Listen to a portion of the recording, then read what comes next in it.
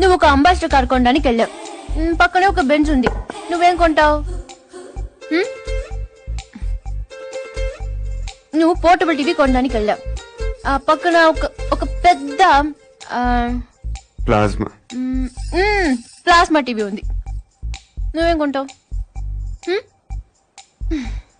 అక్క అంబాసిడర్, నేను బెంజు, అది పోర్టబుల్. నేను ప్లాస్మా, అది లైఫ్ బాయ్. నేను లక్స్. అందుకే నా అందం దానికి ప్రాబ్లం కాకూడదని ఇలా వచ్చాను. దేవుడి దయ వల్ల దానికి పెళ్ళైపోతే అక్కడో గంటకు తగ్గ బంటలా హృతిక్ రోషన్, అభిషేక్ బచ్చన్ దొరకపోలే. చూసావా, నువ్వు కూడా చూపు తిప్పుకోలేకపోతున్నావు.